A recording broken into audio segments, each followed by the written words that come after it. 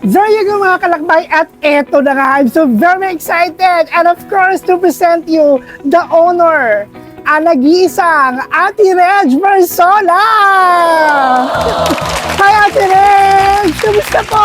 Medyo hirap ngayon kasi dahil nga naninibago. Hindi akalain na mag-hike ko, dudumugin talaga. Grabe! Nakita ko actually mga kalakbay, yung mga previous videos na talaga namang dinudumog po talaga. Dito lang po yan sa Putatan, Muntinlupa City.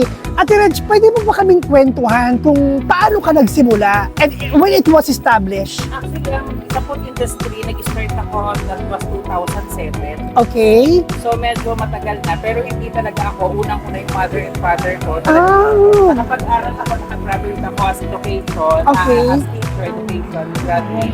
Dahil sa mother ko, yung ano nila, yung pagluluto nila karito siya. Okay. Yung ginukay So parang nagmana ka doon sa kanila, yung being as a business proprietorship. Actually, nagtitin na kami eh. Nung nag-Singapore ako, nag-abroad ako, Okay. sabi ko sa parents ko, tigil na kayo sa pagtitinda. So, wala na sila yung trabaho. Kaya lang nung pauwi ako for good ng Pilipinas, sabi nung boss ko, huwag kang magtitin, huwag kang magtatrabaho. Sabi ko, so, ayun, nag-try ako online. Okay. And then, nagbago Manila. Maraming tinagahan. So when it was year happen, anong taon ka nag-start talaga? Yung talaga sabihin mong, you really own this. Oo. 2013. So how many years na until now? 11. 11 years. Actually, yung Paris, nag-start yan sa ate ko. Okay. So,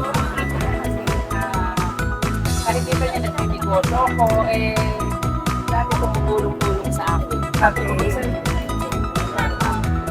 Alright. So, yun yung ang una niya tininda is almusal. Nag-break ko sa Paris doon sa lugar namin.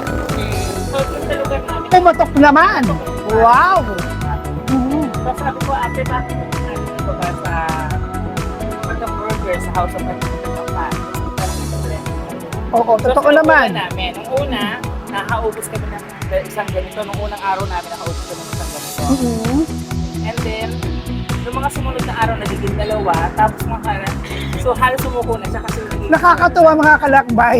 As you can see, live na rin tayo itong ating vlogging interview with the owner. Habang kinakausap natin siya, siya mismo gumagawa.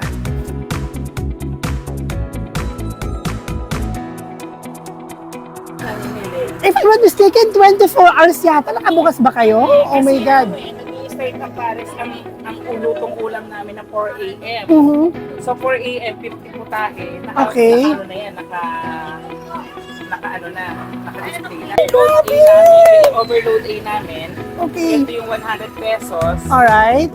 Meron tayong bagnet, yung lechong kawali. Alright. Meron tayong sarong bulaklak at saka may beet. Okay. Na-mention mo overload A. So, ibig sabihin may option yung mga mamimili. So Okay. yung A natin, unlimited ang taba. For just only 100 pesos. Okay. Unlimited ang taba, merong baka, Okay. merong bulaklak, merong bagnet, unlimited ang taba, unlimited ang drinks, unlimited ang rice. Wow. So ang drinks natin, pineapple juice. Wow. Siya? Bansa. Okay. And of course, kung may overload A, may budget meal yung sinasabi mo. Oo, B. So, magkano naman yun? Yes, okay. For just only 85 pesos. 85 pesos, chicharong bulaklak naman siya. At Okay. saka, bagnet. O, Okay. itong kawali. Pero unlimited ang rice, unlimited ang sabaw, unlimited din ang taba. Oh, I see. So, only the difference is yung May beef. beef. Okay. And, Nilagang baka, unlimited ang sabaw. okay. Unlimited ang taba, unlimited ang rice, unlimited din ang taba. Why Madam Burger? Madam Burger nag-start yan kasi nung etong tindahan na to, meron kaming House of Unlimited. Okay. Yung House of Unlimited namin is nagra-run siya, pero unlimited seats.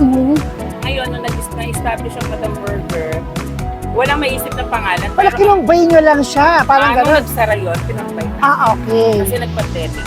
Ah. Yung Madam Burger, walang maisip na business. Kasi hindi ako ang nag-design ng business name. Okay. Kasama ang mga kaibigan ko. So nagbibiroan, ba't hindi na lang burger? Kasi nagpagawa ako dati ng dress. Oh my God. So yun yung nag-start. cards. Okay, sige lang. Sabi nila, mas maganda na ng burger. Kaya kasi, ano yung burger na daw yun. Kasi, sige, tinry na. So, nag-ano din na, nag-direct. Pumatok din sa masa talaga. Professionally, anong tinapos ni Ate Ren? Teacher by profession. By profession Yeah. teacher. Nag- And then, nagturo din who ako. inspired you doing this? Your parents, as you said earlier? Parents Okay. ko, pero hindi nila ako tinuruan magluto. Diskarte. Nung nasa Singapore ako, Oo. instead na umiyak ako sa lungkot, dahil malayo sa pamilya, Mm-mm. nag-try ako magluluto na. Magluluto ako yung makasama sa trabaho. Okay. You work there as what? Marketing supervisor. Marketing supervisor. Alright, there you go.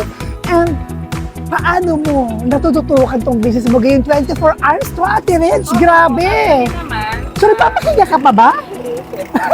Nakakainom pa nga eh. Talagang siya po mismo yung nagsiserve dito para sa naka-hands-on po siya.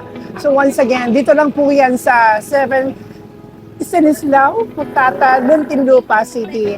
And we were going to give you some reviews in just a few minutes sa lahat po ng mga customers po dito sa House of Unlimited Wings and Madam Burger. Thank you so much for watching. Maraming salamat po, Ate Red.